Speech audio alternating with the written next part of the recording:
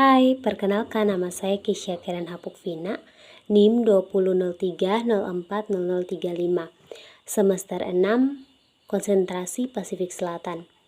Lewat video ini saya akan menyelesaikan tugas ujian tengah semester mata kuliah kekuatan politik kawasan Pasifik Selatan. Pembahasan pertama terkait perkembangan politik di negara-negara kawasan Pasifik Selatan. Yang pertama, kudeta militer di Fiji, menjamin supremasi Bumi Putra. Kudeta militer yang terjadi di Fiji tahun 1987 yang dipimpin oleh Letkol Sitiveni Rabuka dilatar belakangi oleh adanya berbagai permasalahan. Akan tetapi, permasalahan yang paling mencolok adalah masalah ras, di mana ras keturunan India lebih mendominasi di Fiji dalam berbagai sektor kehidupan. Kudeta militer ini banyak memberikan dampak tersendiri bagi Fiji, baik itu bagi Fiji sendiri maupun bagi hubungan Fiji dengan dunia internasional. Yang kedua yaitu pemberontakan di Bougainville, separatisme yang tak terselesaikan. Masalah Bougainville adalah salah satu dari sekian banyak masalah integrasi nasional yang dihadapi oleh pemerintah PNG. Topografi PNG sangat tidak menunjang pada pembentukan suatu negara kesatuan yang berdaulat. Ketidakmampuan militer untuk mengatasi kerusuhan itu mengakibatkan berlarut-larutnya penyelesaian masalah. Yang ketiga adalah percobaan kudeta di Vanuatu atau persaingan kepemimpinan. Masalah yang terjadi di Vanuatu memang cukup mengagetkan bagi banyak masyarakat. Semenjak kemerdekaannya, banyak pengamat menilai bahwa Vanuatu adalah sebuah negara yang sangat radikal dalam kebijaksanaan luar negerinya. Kerusuhan ini telah menimbulkan masalah keamanan dan krisis politik di Vanuatu.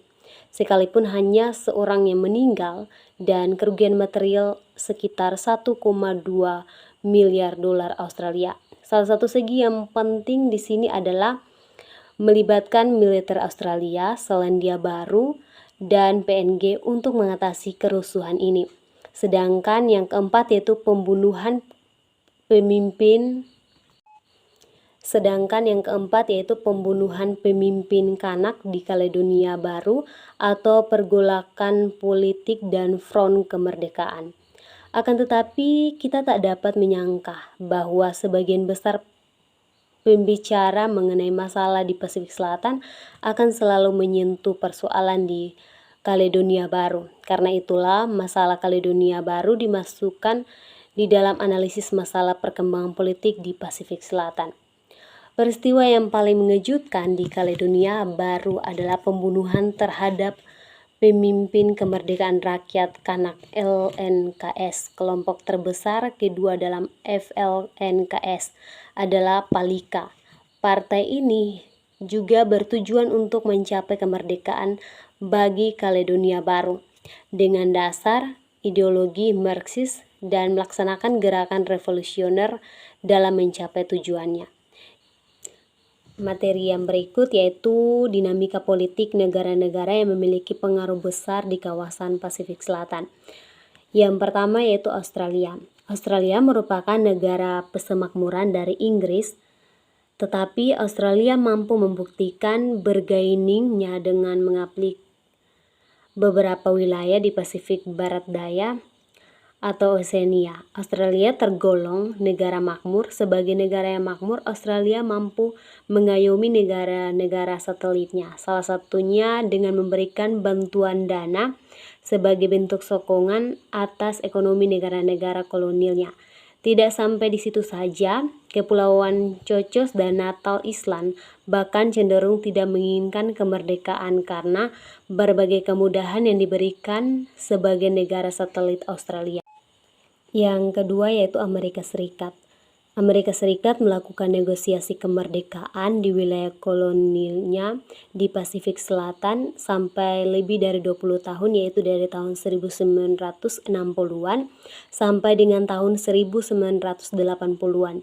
Kebijakan dekolonisasi Amerika Serikat di wilayah Pasifik Selatan juga terkait dengan kepentingan strategisnya, seperti Pangkalan Angkatan Laut Amerika Serikat yang telah menjadi bagian dari Amerika Serikat sejak tahun 1950, dan pertimbangan pertahanan dan keamanan lainnya yang dapat kita lihat pada proses kemerdekaan Kepulauan Marshall.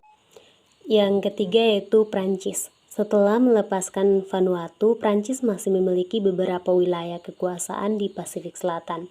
Wilayah tersebut adalah Kaledonia Baru, Polinesia Prancis, serta Wallis dan Futuna. Penyebab tertundanya kemerdekaan di wilayah-wilayah tersebut adalah karena masih adanya kepentingan Prancis terhadap masyarakatnya untuk lepas dari Prancis. Mungkin ini saja yang dapat saya bagikan. Sekian dan terima kasih.